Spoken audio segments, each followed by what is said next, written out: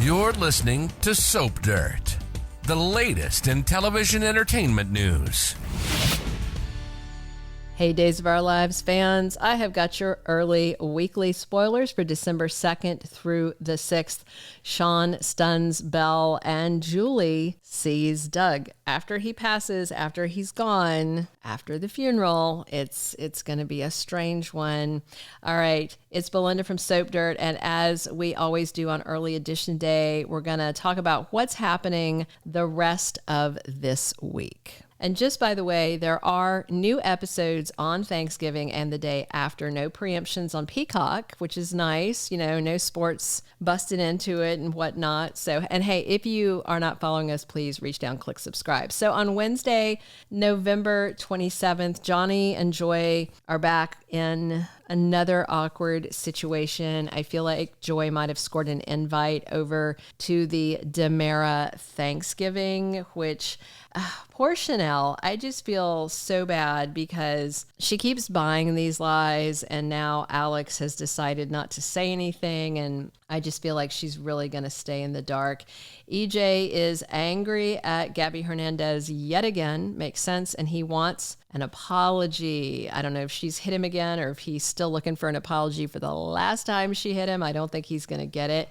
And Javi and Leo keep on arguing. Remember, Leo showed up with flowers, and I don't know, I guess he thought he could just say, "I'm sorry I accused you of horrible, terrible things early in our brand new relationship." And, you know, Javi wasn't having any of it. So good for him for staying strong. I don't think he'll hold out too much longer, but he is for now. And Rafe tells Jada what he is planning to do next. And if he does what Roman recommended, it is a lawsuit against the city of Salem. Plus, Chanel delivers some good news to her mom, Paulina, and maybe that it's Johnny's feeling better and not having any ill effects from the cupcakes. We'll see. Thursday, November 28th.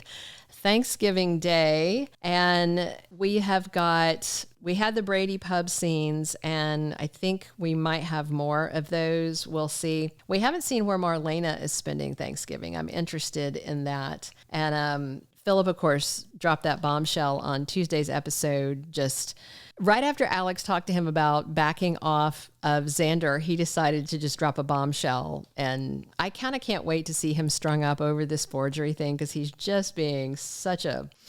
I can't think of a polite word for it, but he's being one of those. Eli and Lonnie are back in Salem for Thanksgiving, spending time with Abe and Paulina, but they're going to need to rush over to Julie's house because Jack and Jennifer are there. Jennifer has a showdown with Cat Greene, who she hates and just wants to choke the life out of for pretending to be her dead daughter, Abigail.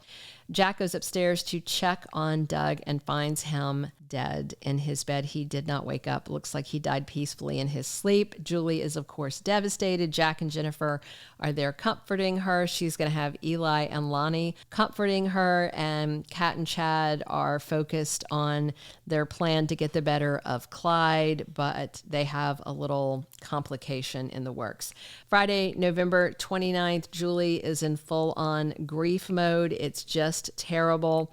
Hope Brady is back in town after Jennifer called her to tell her that her dad passed away, that he just didn't wake up. She and Shawn Brady, who of course is with Hope and Sierra and all of them together, or at least they were last time we heard, is back in town with his mom, and they are both grieving Doug's loss.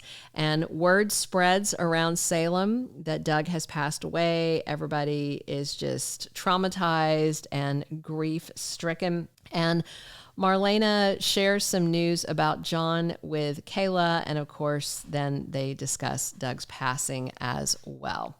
And that takes us to the week of December 2nd through the 6th. So Eli talks to Lonnie, and he is sharing some stories with her about Doug's colorful history and some of the wild and rollicking adventures in his past. I'm looking forward to, I'm assuming we're probably going to get a whole lot of flashbacks of classic Doug stuff, and I'm really looking forward to that. I hope they dug deep into the vintage library. I wish they would put more old seasons of Days over on Peacock. Maybe at some point they will. It's just kind of disappointing they haven't.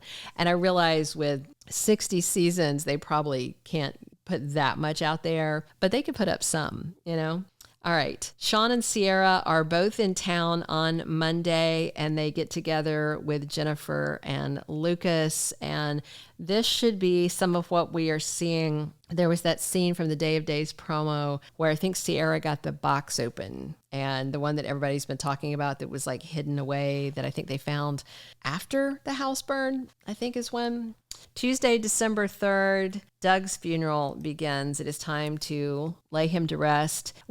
It's really weird that they have spoilers for Doug's funeral on Tuesday the 3rd when they've been telling us Wednesday the 4th is when it was happening, which is the Day of Days 15,000th episode. So I'm assuming it's going to start and then carry over into the 4th. So the folks of Salem gather starting on Tuesday, and Shawn drops by and surprises Belle. And by the way, both Brandon Beemer and Martha Madison are back on contract, which is very exciting. They were two that were part of that purge that was blamed on Albert Alar before he himself was purged from the show. Wednesday, December 4th, and this is the date of the 15,000th episode, Doug appears before Julie. So I don't know how they're going to do this, if it's just old footage, if what we're getting, but that's what the spoiler says. Doug appears for Julie.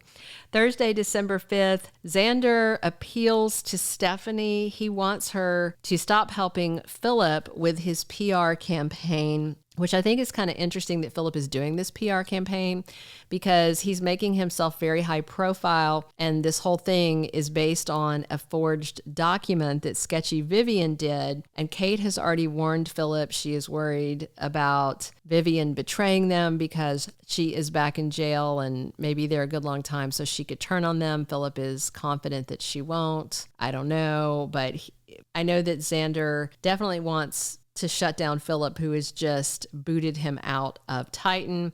I don't think I could see that Philip had the right to get an injunction, but you know, we'll see what other documentation that Philip brings forward that he thinks allows him to do this to Xander.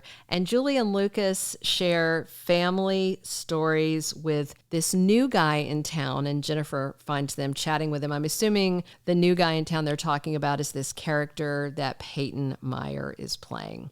Friday, December 6th, we've got Cat and Chad flying under the radar, and I guess this is when they are trying to use their doppelgangers, their lookalikes, their decoys to set up Clyde so they can watch and hopefully trap him. We'll see how that goes. I hope they get the best of him. I've enjoyed Clyde as a villain, but I'm also tired of Clyde as a villain, and I think he really needs to go away for good at some point, hopefully soon. Thank you for being a loyal listener. Follow us wherever you get your podcast, because you don't want to miss the next episode. Soap Dirt is on all the major podcast platforms, including Apple Podcast, Spotify, iHeartRadio, and more.